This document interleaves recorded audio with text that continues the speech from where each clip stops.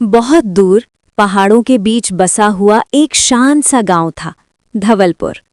गांव के पास ही एक विशाल और गहरा तालाब था, जिसे लोग नील सरोवर कहते थे। ये तालाब सिर्फ पानी का भंडार नहीं था, बल्कि गांव की आत्मा था। खेतों की सिंचाई, बच्चों की तैराकी, बुजुर्गों की पूजा और मछुआरों की रोजी रोटी, सब कुछ इसी तालाब से जुड़ा था। इसी नील सरोवर में रहती थी एक छोटी सी मछली, जिसका नाम था नीलू। नीलू देखने में तो साधारण मछलियों जैसी ही थी, लेकिन उसके मन में असाधारण सपने थे। जहां बाकी मछलियां सिर्फ खाने, तैरने और खतरे से बचने तक सीमित थीं, वहीं नीलू को तालाब के बाहर की दुनिया जानने की गहरी जिज्ञासा थी। नीलू अक्सर अपनी माँ से पूछती, अम्मा, क्या इस तालाब के बाहर भी कोई दुनिया है? उसकी माँ मुस्कुराकर कहती, हाँ, लेकिन वो दुनिया हमारे लिए नहीं है। हमारा जीवन यही है, पानी में। पर नीलू का मन नहीं मानता। वो तालाब के किनारे उगाए कमल के पत्तों के नीचे बैठकर ऊपर झांकती रहती। उसे आसमान, बादल और उड़ते पक्षी बहुत आकर्षित करते थे। तालाब में एक बूढ़ा कछुआ रहता था, दादू कच्छप। वो तालाब का सबसे अनुभवी जीव था। एक दिन नीलू ने उससे पूछ ही लिया, दादू, क्या आपने तालाब के बाहर की दुनिया देखी है? दादू ने गहरी सांस ली और बोले, हाँ बेटी, बहुत साल पहले। वो दुनिया सुंदर भी है और खतरनाक भी। वहाँ हवा है, आग है, इंसान है। इंसान? नीलू की आंखें चमक उठी। हाँ, दादू ने गंभीर स्वर में कहा, वे कभी दयालु होते हैं, कभी बहुत क्रूर।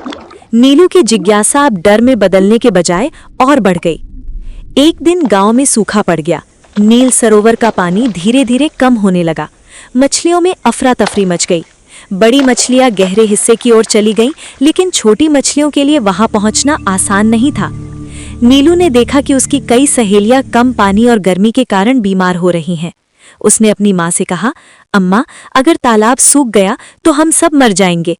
माँ ने उदास होकर कहा, प्रकृति का नियम है बेटी, हम कुछ नहीं कर सकते।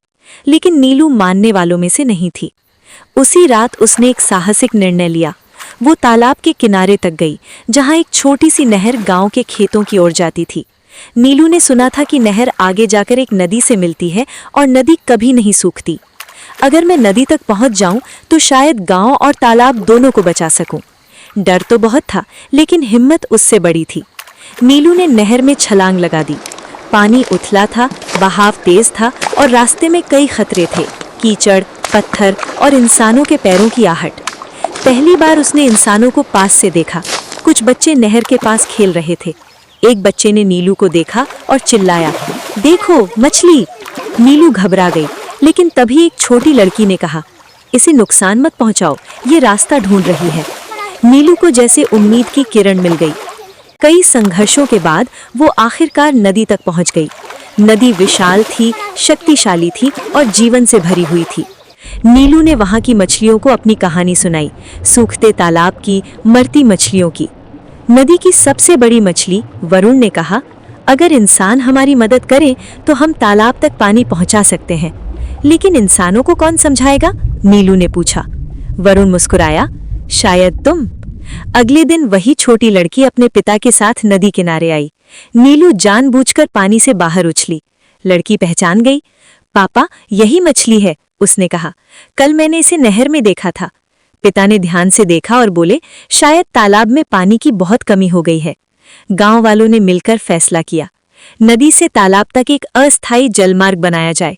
कुछ ही दिनों में नदी का पानी नील सरोवर तक पहुंचने लगा। तालाब फिर से भरने लगा। मछलियां बच गईं। हर तरफ खुशी थी।